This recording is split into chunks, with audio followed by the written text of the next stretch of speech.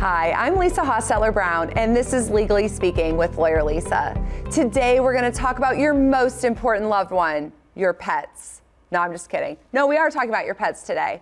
So if you have a dog or a cat or a horse or a goat that you are really fond of, and you want to make sure that they are also taken care of in the event that you get sick or pass away, you need to include them in your planning. So it is important to make sure that you consider that as part of your estate plan if you have a loving animal that is going to need attention, care, or a new home if something happens to you. So there are easier ways to do this and more complex ways to do it, and it kind of just depends on your particular situation. So if you know that your neighbor next door can take your dog and you have a pretty easy transition plan for them if something happened to you, and no money is going to be changing hands with it, this is something we can easily do as part of your estate plan, usually through something called a personal property memoranda. You probably already have this as part of your estate plan, but if you don't, this is something we can help you with. If you have something that requires a little more thought or complexity, or maybe you want to set some money aside to make sure that your animal is truly taken care of for the rest of their life, then that's something we normally would build into your trust or will.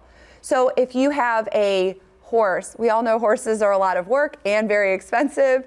If you have a farm, if you have a loving animal that has many years left and you think there could be a lot of expenses over time for them, that might necessitate doing a little more complex planning, where we draft this provision into your estate planning documents to ensure that your loved one is going to be taken care of in the event something happens to you first.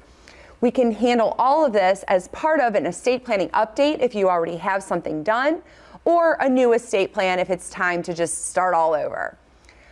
This is an important thing to think about for your loving animals, and if you haven't really thought of it or you need some guidance, we have a great resource available for you.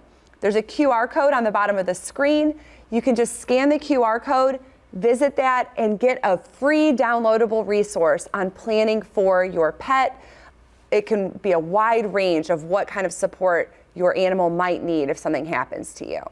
Don't leave them out on the cold, and make sure that you have planned ahead and they are included in your documents. Again, scan the QR code, and there's a free resource available for you to make sure that these plans are all put in place. I'm Lisa Hostetler Brown, and this is Legally Speaking with LawyerLisa.